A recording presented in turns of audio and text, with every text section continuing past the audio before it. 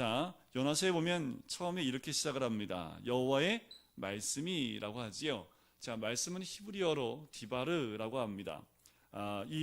다바르라고 하는데 여호와의 말씀이라고 하면 히브리어 말로 다바르 야훼라고 얘기를 합니다. 요거는 그냥 애교로 봐드리고 다바르 야훼, 하나님의 말씀이라고 얘기를 하는데, 선지서에 보면 이 하나님의 말씀이라는 이 구절이 빠지지 않고 나와 있습니다. 선지서 보면 예레미야서, 에스겔서, 학개, 스가랴, 선지서의 거의 대부분에 보면 여호와의 말씀이 임하니라 라는 그 여호와의 말씀이 빠지진 않아요. 특히 예레미야를 보면 52번이나 나오고요, 에스겔을 보면 60차례나 나오는 것을 볼 수 있습니다. 그렇다면 오늘 이 요나서 1장 1절에 여호와의 말씀이라고 나온다면, 그러면 요나도 어디에 속한 사람이라는 걸 알 수 있습니까? 선지자 가운데 한 명이라는 것을 우리가 짐작할 수 있다라는 겁니다. 특별히 이 하나님의 말씀 다바르 야훼라는 말이 요나서 딱 4장밖에 안 되는데 7번이나 반복해서 나오는 것을 볼 수가 있습니다. 특별한 이유가 있는데 나중에 또 말씀을 드릴게요. 하나님 말씀이 임한 이때 당시 이 요나 시절에 북이스라엘인데요, 이 요나는 북이스라엘에서 선지자 역할을 감당했던 사람입니다. 그때 북이스라엘은 영적인 매너리즘에 빠져서요, 세상의 겉모습만 남아 있었던, 영적인 갈급함도 없고 영적으로는 간절함도 없고 진실함도 없었던 때가 이 요나가 활동했던 그 시절의 특징입니다. 우상 숭배가 많았기 때문에 영적으로 완전히 타락했던 그 영적 타락이 모든 백성 삶 구석구석까지 들어갔던 때가 이 요나 시절의 북이스라엘의 현실입니다. 이 어두운 시절에 하나님 말씀이 요나에게 임했다라는 거지요. 그래서 하나님 말씀이라고 나온다면, 그렇게 북이스라엘 가운데 영적으로 암울한 그때에 하나님 말씀이 임했구나라고 보시면 됩니다. 그런데 한 가지는 오늘 본 말씀에도 또 보겠지만, 이 하나님 말씀이 이 암울한 북이스라엘에 대한 예언입니까? 아니면 그 북이스라엘이 아닌 다른 나라의 예언입니까? 이게 굉장히 중요합니다. 북이스라엘이 영적으로 타락했다면 지금 이 요나는 누구에 대해서 하나님 말씀을 선포해야 됩니까? 북이스라엘에 대해서 선포해야 될 텐데 그렇지 않아요. 누구에 대해서 선포합니까? 당시에 북이스라엘과 완전 적대고 결국 북이스라엘은 아수르에 의해서 멸망하게 됩니다. 그 아수르의 수도인 니느웨에 가서 하나님 말씀을 전파하라 라고 이야기하신다라는 거지요. 왜 그랬을까라는 거예요. 하나님이 북이스라엘을 깨우셔야 되는데 왜 니느웨라는 그 이방 땅, 결국 북이스라엘을 멸망시키는 그 이방 민족의 수도에 가서 말씀을 전하라고 했을까? 그 이유는 있습니다. 한 가지 이유는 뭐냐 하면 북이스라엘을 깨우는 하나님의 음성입니다. 아무리 선지자를 보내서 그들을 깨우려고 심판이 임박했다는 메시지를 전해도 북이스라엘이 전혀 요동하지 않습니다. 전혀 하나님 말씀에 귀를 열지 않아요. 그래서 요나를 통해서 어떻게 해요? 북이스라엘이 아닌 북이스라엘 적국, 한국의 적국이라고 하면 북한입니까? 일본입니까? 헷갈리죠, 그죠? 이런 거예요. 한국 땅에 있는 백성들, 하나님 믿는 백성들에게 하나님 말씀을 선포하는 것이 아니라 구원의 메시지를 어디에요? 일본 가서 선포하는 거죠. 요나가 참 힘들지 않았을까라는 생각이 들어요. 그 메시지를 들으면서 한국 땅에 있는 많은 그리스도인들이 어떻게 할까요? 깨어나 일어나야 되겠지요. 그것을 하나님이 원하셨다라는 겁니다. 자, 우리가 원어를 잘 보지 않기 때문에 오늘 본문에는 여호와의 말씀이라고 시작되지만 그 앞에 생략된 단어가 하나가 있어요. 이거는 모르셔도 되는데 바이히아라는 그 접속사가 하나가 들어가 있어요. 이 접속사의 의미가 뭐냐면 그리고 지금 이제라는 뜻입니다. 그러나 이제라는 뜻으로 해석이 될 수 있는데 문법적으로 이것을 번역 안 해도 됩니다. 그런데 중요한 게 뭐냐면 다른 선지서에서는 이 접속사가 들어가지 않고 있다라는 거예요. 근데 유독 이 요나서에는 이 접속사 바히라는 접속사가 들어가서 1절이 시작하고 있다라는 거지요. 그렇다면 무엇인가 특별한 이유가 있다라는 거지요.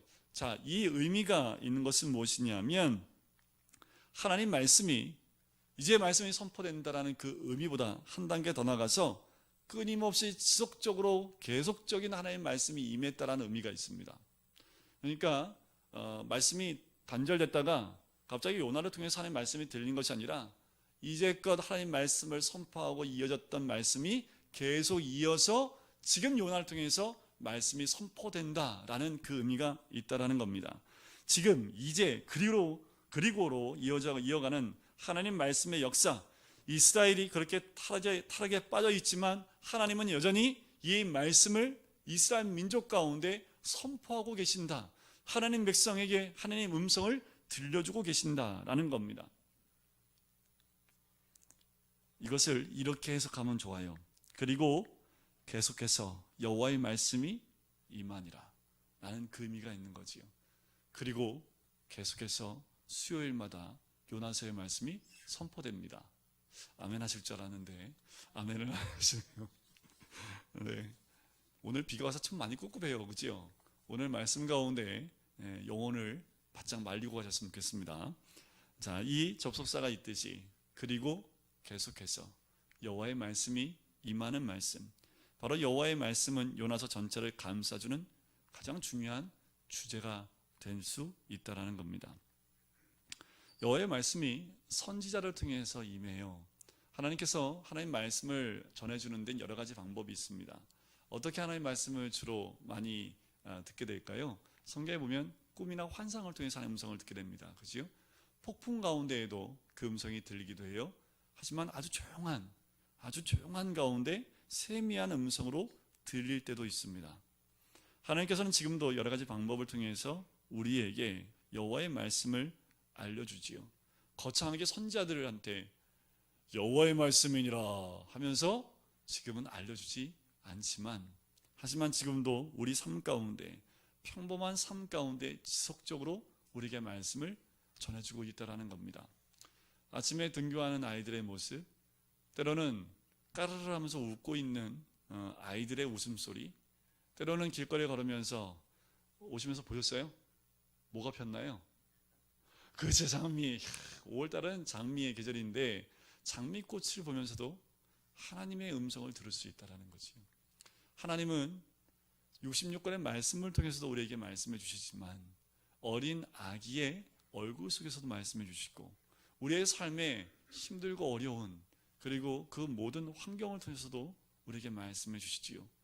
지금도 그렇게 계속해서 우리에게 말씀해 주는 분이 우리 하나님인 줄 믿습니다.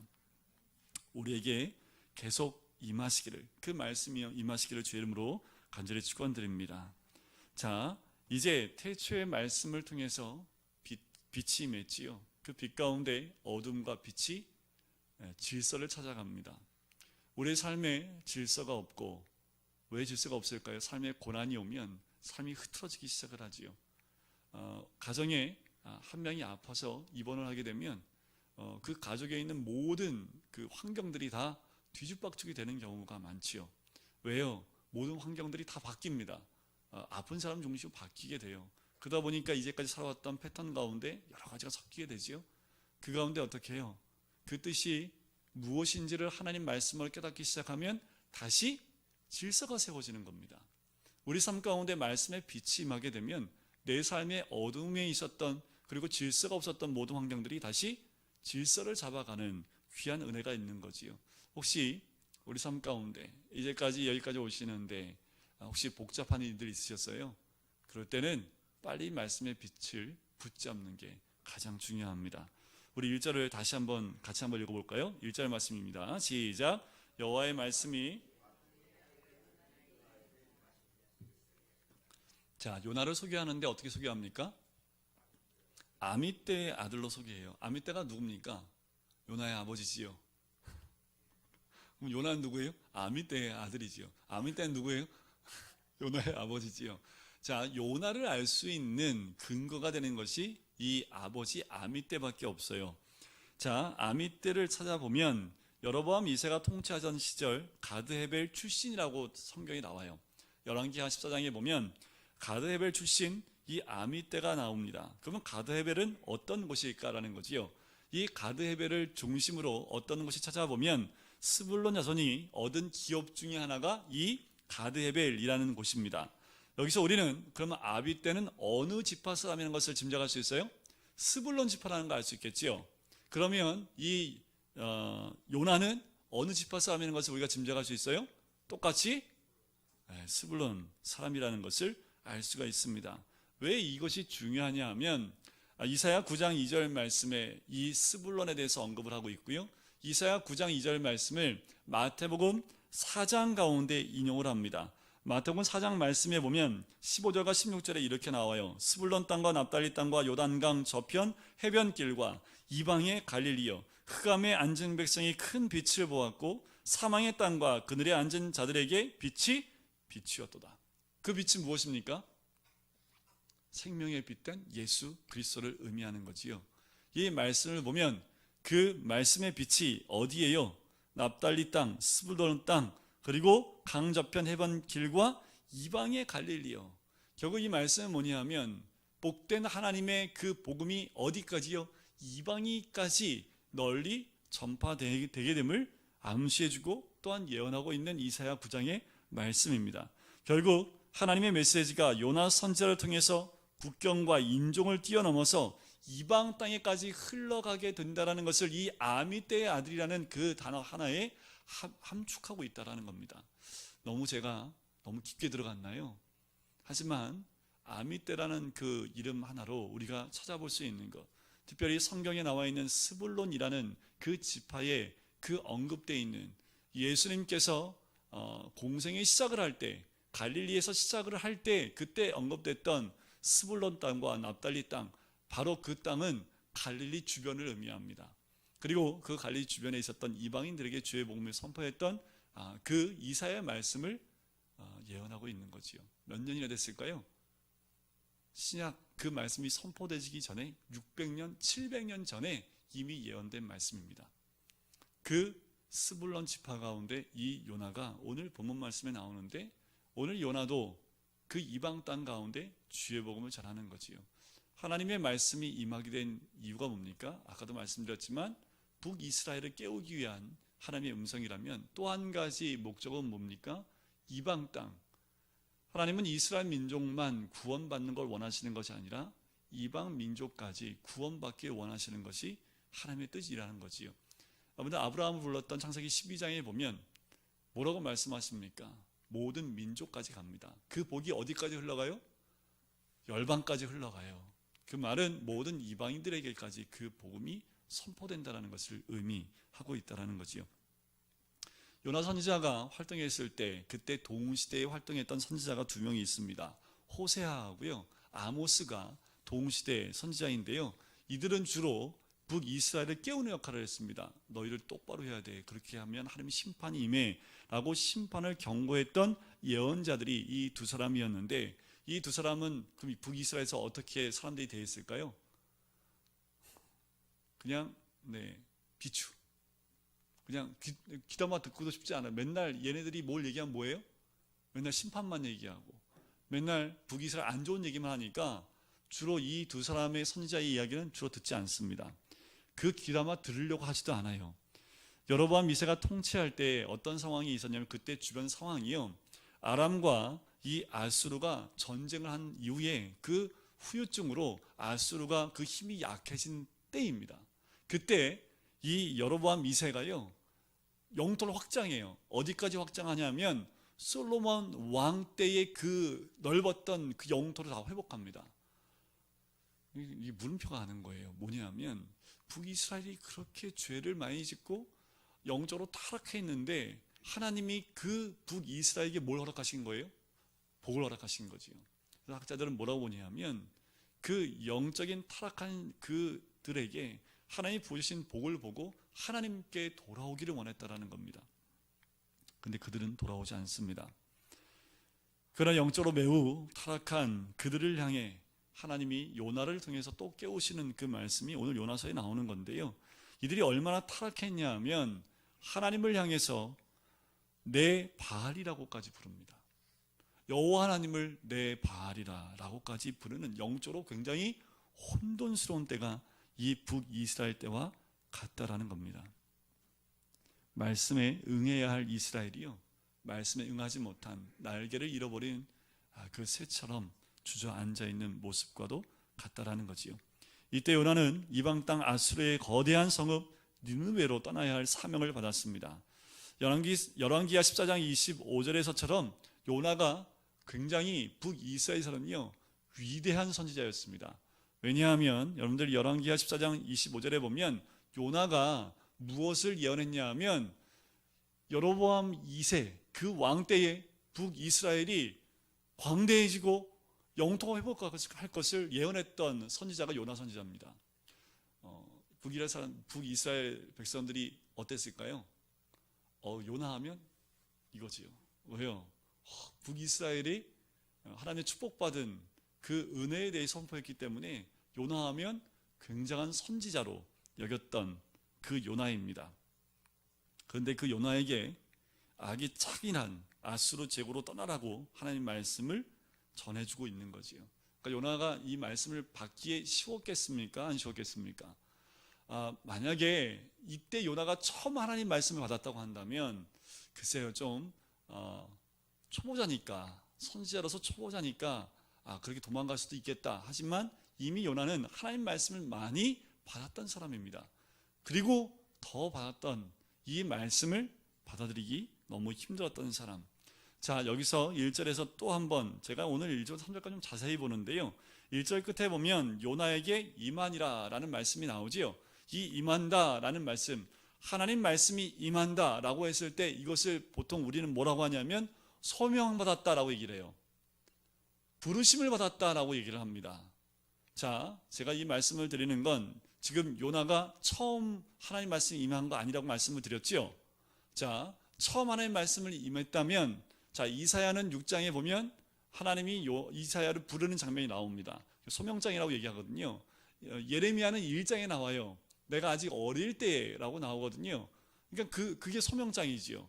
근데 이미 이 요나는 소명이 된 사람입니다. 그런데 여호와의 말씀이 또 임해요. 그렇다면 이 부르심은 무슨 부르심일까라는 겁니다. 이 부르심은 사역에 대한 부르심입니다. 여러분들 다 부르심 받으셨죠? 자, 이 첫 번째 부르심은 구원에 대한 부르심입니다. 우리는 다 구원의 부르심을 받은 줄 믿습니다. 그런데 또 부르셔요. 근데 이때는 좀 긴장하시는 경우가 굉장히 많아요. 선교사님도 떠나실 때 선교사님들이 그 부르심 가운데 응답해서 가시잖아요. 그죠?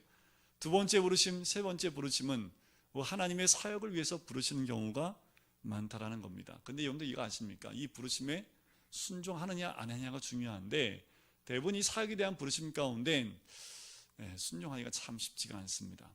순종하는 분들 찾기가 쉽지도 않고요. 왜요? 이 부르심에는 하나님의 뜻을 이룬 거기 때문에 내 생각과 다른 부르심으로 갈 때가 굉장히 많습니다. 나는 선교하러 미국 가고 싶어요. 근데 아프리카로 가래요. 그럼 어떻게 합니까? 기도를 한번 더 해봐야 되겠죠? 그죠? 그래서 한 기도 2번 하면 하나님이 그래 네 가고 싶은 대로 가라 이렇게 얘기하는 거지요. 그게 어디예요? 요나처럼 어디로 가는 거예요? 다시스로 가는 거지요. 이와 똑같다는 겁니다. 여호와의 말씀은 살아있고 활력이 있어 좌우에 날선 검 어떤 검보다 예리하여 혼과 영과 및 관절과 골수를 찔러 쪼개기까지 하며 또 마음의 생각과 뜻을 판단한다 라는 말씀이 히브리서 4장 12절 말씀에 있습니다. 하나님의 말씀은 그와 같은 거지요.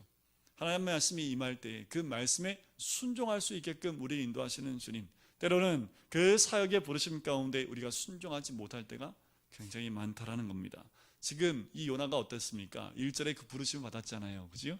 자, 어떠한 부르심이 말씀이었는지를 한번 2절을 볼까요? 2절에 그 내용이 나옵니다.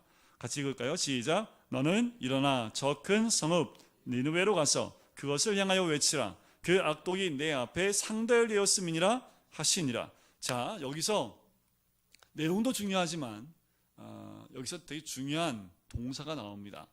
이 동사를 좀 나눠서 볼 텐데 가장 중요한 동사가 있는데 명령형의 동사입니다.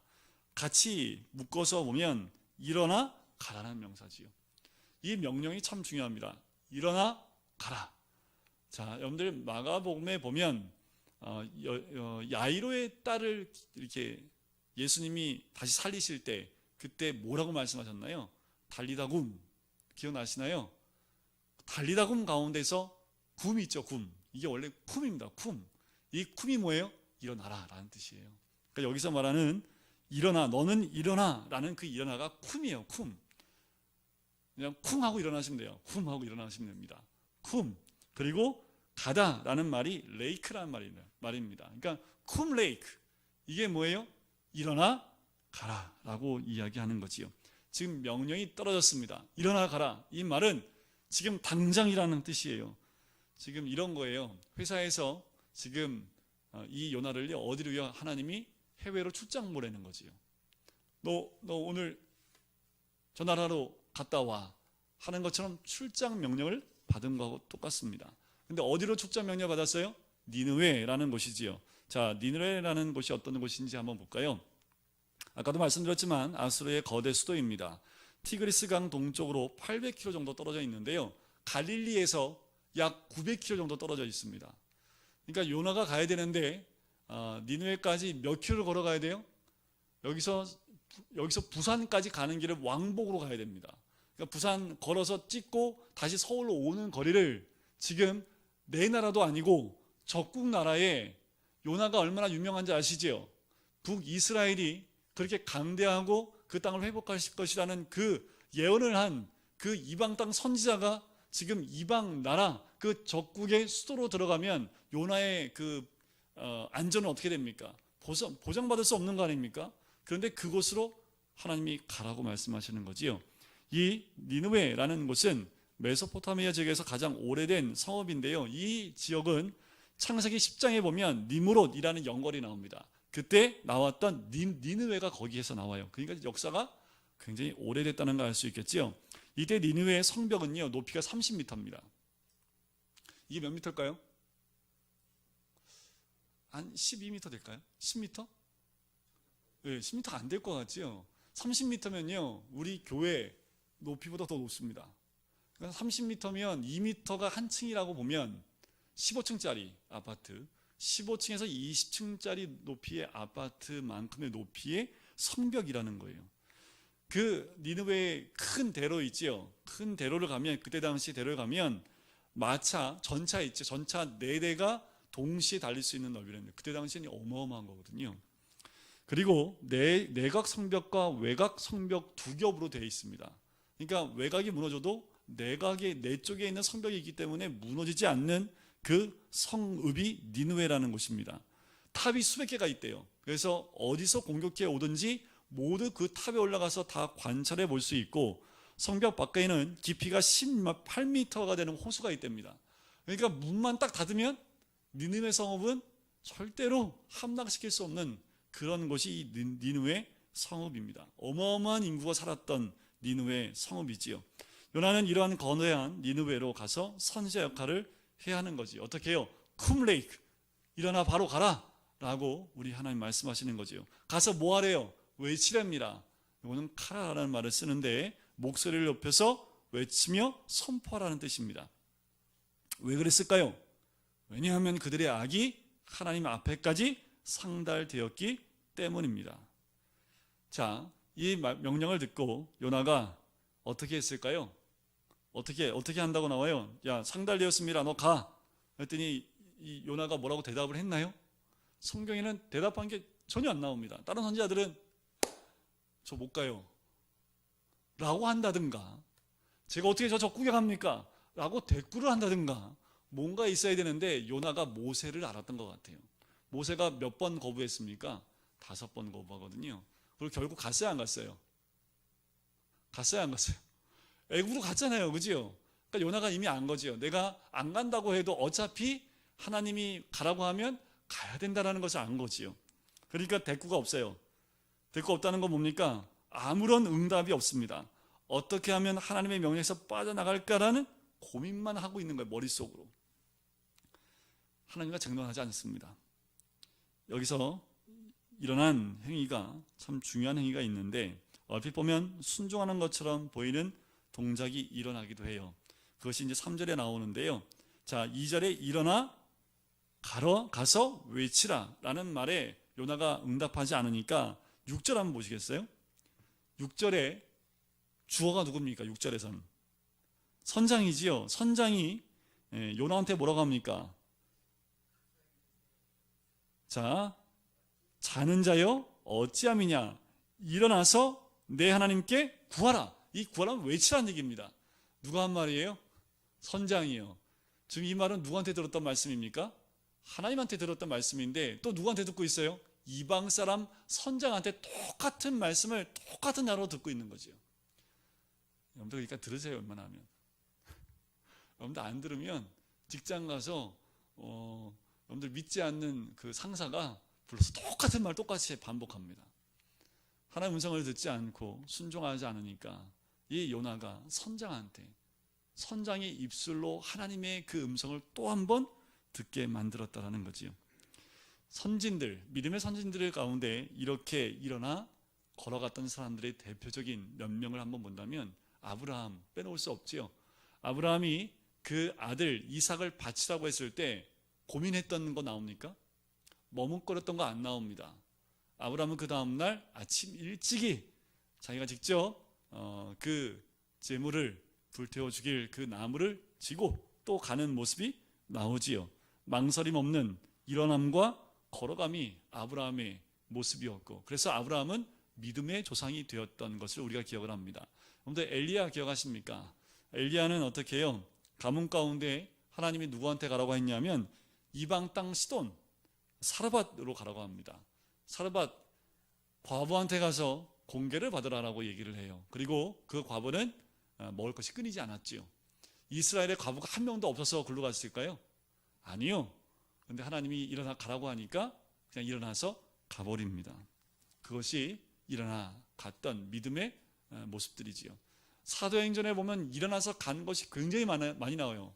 8장에 보면, 사도행전 8장에 보면 빌립이 가다가 성령께서 가사지방 광야로 일어나 가라 갔습니다. 거기서 누굴 만나요? 에디오피아의 내시를 만나지요.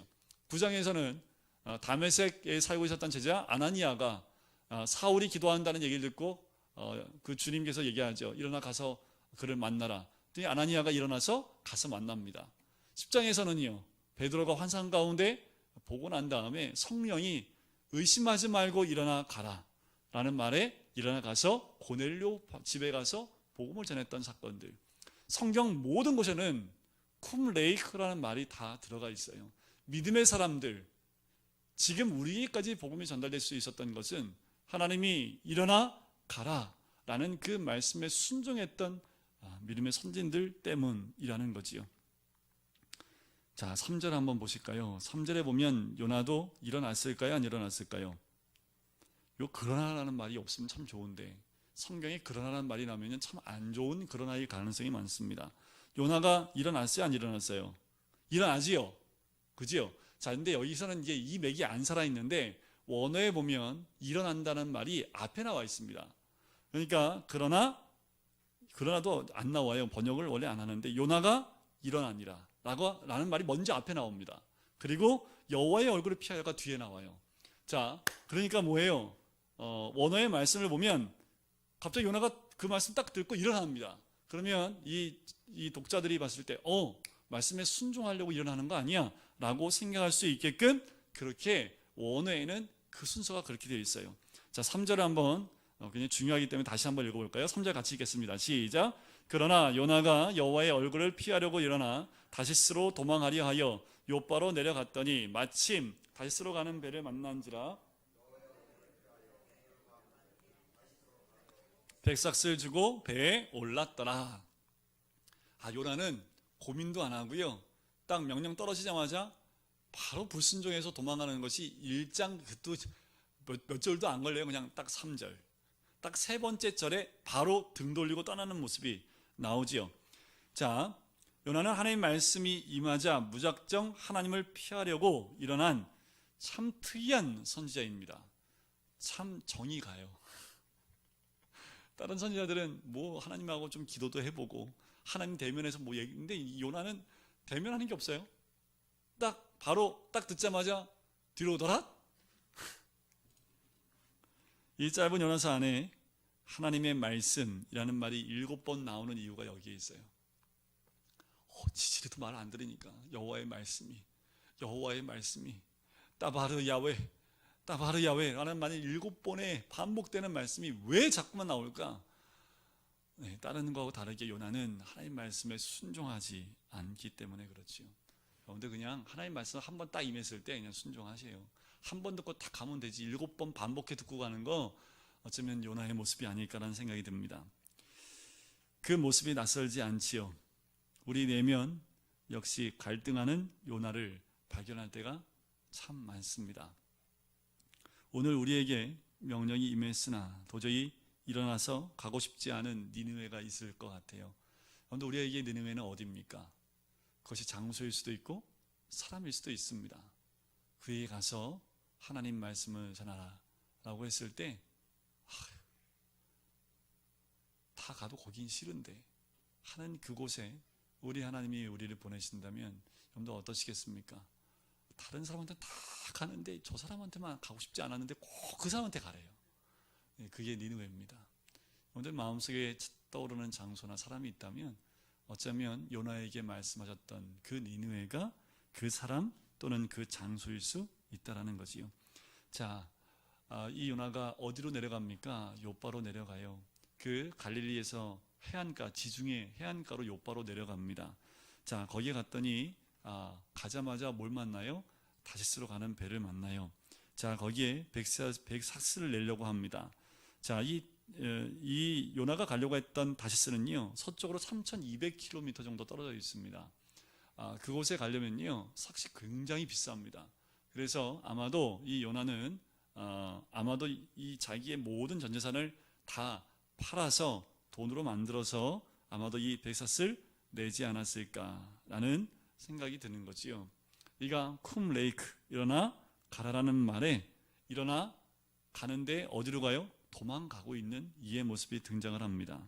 자, 어떻게 도망갑니까? 자, 누구를 피해서요? 여호와의 얼굴을 피하려고 라는 말이지요. 이긴 또 원에 보면 밀프네이 야훼라고 하는데, 자, 이 말을 다른 뜻에서 다른 곳에서 찾아보면 뜻이 좀 더 정확합니다. 창세기 4장 16절에 보면 가인이 아벨을 죽이고 난 다음에 떠나가는 그 모습이 나오는데, 가인이 여호와 앞을 떠나서 에덴 동쪽 놋 땅에 거주하더니 라고 나옵니다. 여호와의 앞을 떠나라는 그 말이 오늘 여호와의 얼굴을 피하려고 라는 말과 똑같은 단어를 쓰고 있다는 겁니다. 하나님의 얼굴을 바라보면서 걷지 않고 반대 방향, 뒤로 오더라 하고 하나님을 향하지 않고 그 반대 방향으로 가고 있는 모습, 의지적으로 하나님의 존전에서 등을 돌려 반대 방향으로 걷는 행위, 어쩌면 우리의 모습 아닙니까? 하나님이 사랑하라 하는데 나는 사람 다 사랑해도 쟤는 싫어요 하고 등 돌리고 있는 모습이 우리의 모습 아닙니까? 가서 전도해라 라고 말하면 다른 사람은 다 전도해도 쟤는 안 되는데 하면서 등 돌리고 있는 모습이 우리의 모습은 아닙니까? 하나님의 얼굴을 바라본다는 것은 우리의 특권이자 영광스러운 직분입니다. 하나님을 바라볼 수 있는 사람이 누가 바라볼 수 있습니까? 우리가 바라볼 수 있지요. 이거는 하나님이 우리 주신 놀라운 특권이고 그리고 직분이지요. 그러니까 우리는 어떻게 해야 돼요? 하나님 앞에 서야지요. 등 돌리고 서 있으면 안 됩니다. 하나님 앞에 서다라는 표현은 하나님을 사랑하고 섬긴다는 의미가 들어가 있는 거예요. 세움을 입은 사람, 하나님을 바라볼 뿐 아니라 그분을 섬기고 사랑하는 사람이라는 거지요. 여호와 앞을 피하는 그 모습이 아니라 그분의 얼굴을 보며 걸어가시기를 주의 이름으로 간절히 축원드립니다. 그런데 아까 제가 기도할 때 그 말을 썼는데, 그분의 눈동자에 우리의 모습이 새겨질 때까지, 또한 우리의 눈동자에 하나님 그분의 형상이 새겨질 때까지 마주보고 계시는 거예요. 마주보고 그 주님이 원하시는 그곳을 향하여 달려나가야 된다라는 거지요. 또 한 가지 굉장히 중요한 게 나오는데, 자, 3절 두 번째 줄의 끝에 보니까 이렇게 내려갑니다. 마침 다시스로 가는 배를 만난지라. 요 단어가 있는데요, 요 단어가요 마찌아라는 그 히브리어 동사인데 뜻이 우연히 발견하다라는 뜻을 갖고 있습니다. 또 그 단어 안에는 손에 획득하다, 바라는 것을 이루다. 자, 그냥 요바로 갔는데 어떻게 된 거예요? 우연히 뭘 발견한 거예요? 다시스로 가는 그 배를 발견을 한 거지요. 그 뭐예요? 하나님의 뜻이구나. 길이 열렸네. 그런데 이 길도 누구의 섭리 가운데 있습니까? 하나님의 섭리 가운데 있는 거지요. 여러분들, 우리가 하나님께 말씀에 순종하지 않고 등을 돌려 갔는데 일이 잘 풀려요? 스톱하셔야 됩니다.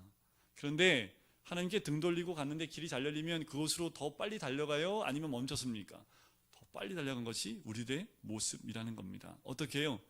보세요. 요나 보세요. 우연히 발견했는데 그 단어 안에는 바라는 것을 이루다 라는 거지요. 요나는 다시스로 가는 배를 얻었다라는 거예요. 야, 내가 하나님을 피해서 니느웨가 아닌 다시스로 가려고 내려왔는데 마침 또 거기에 그게 있네. 야, 하나님이 길을 열어주시는 걸 안 하고 스스로 생각하지 않았을까? 하나님의 섭리를 여러분들 잘 기억하셔야 됩니다. 오늘 이 원리 하나는 꼭 기억하세요. 하나님이 원치 않는 것 같은데 길이 열렸어요. 열린 거 아닙니다. 여러분들 무슨 길이 열린 줄 아세요? 자, 이 길을 알려드릴게요. 무슨 길이 열렸냐면 내려가는 길이 열린 겁니다. 자, 3절에 보면 욥바로 내려갔지요. 그지요? 3절 끝에 보면 배에 올랐더니라는 나오지요. 올랐더니라는 말을 한국말로 번역하니까 올랐더니라고 얘기가 번역이 된 거지요. 원어는 내려간다는 뜻입니다. 그러니까 배 밑으로 내려간다는 그 단어인데 우리는 배에 내려간다고 탈 때 내려간다고 얘기 안 하지요. 배에 올라간다고 표현했기 때문에 번역상 올라간다고 번역을 한 거예요. 그러니까 배에 내려가는 겁니다. 계속 내려가요. 어디까지 내려가는지 보실래요? 15절 보세요. 요나를 들어서 어디까지 내려가게 해요? 바다에 던짐에 어떻게 해요? 바다 밑으로 내려가지요. 또 어디까지 내려갈까요? 17절 보세요. 10절 맨 끝에 보니까 물고기 뱃속에 있으니라. 어디까지 내려가요? 물고기 뱃속까지 내려가요. 그러니까 이 말을 뭐라고 하냐면 바닥을 친다라고 얘기하는 거죠. 바닥까지 내려가서 더 이상 내려갈 데가 없으니까 어디까지 내려가요? 물고기 뱃속까지 내려갔다라는 겁니다. 이 모습은 이 요나의 영적 상태를 의미합니다. 내려가고 내려가고 내려가는 거지요. 여러분들 내려가지 마세요. 올라오셔야지요. 참 우리 교회는 좋아요. 그죠? 교회로 올라와야 되니까. 교회로 올라오시지 교회를 향하여 반대로 내려가지 마십시오. 교회로 올라오세요. 말씀이 있는 곳으로 올라오세요. 하나님 말씀이 선포되어진 그곳에 올라오세요. 내려가는 건 요나처럼 하나님 말씀에 등을 지고 내려가는 것과 같습니다. 이제 다음 주부터 이제 이 요나를 하나님이 어떻게 다루시는지를 함께 나눌 텐데 오늘 말씀을 좀 기억하시면서 여호와의 말씀이 선포되어질 때 일어나 가라 쿰레이크 하면 바로 일어나 가세요. 바로 일어나 도망가지 마시고 바로 일어나서 가는 순종하는 우리들. 그 장소가 니느웨이든 아니면 내가 원치 않는 어떤 곳이든 하나님이 가라 하시면 그냥 눈 감고 가시면 하나님이 모든 것 인도하실 줄 믿습니다. 내 뜻 내 생각이 아닌 주의 뜻을 붙잡고 나가시는 우리 성도님 되시기를 주님의 이름으로 간절히 축원드립니다. 우리 같이 기도하시겠습니다.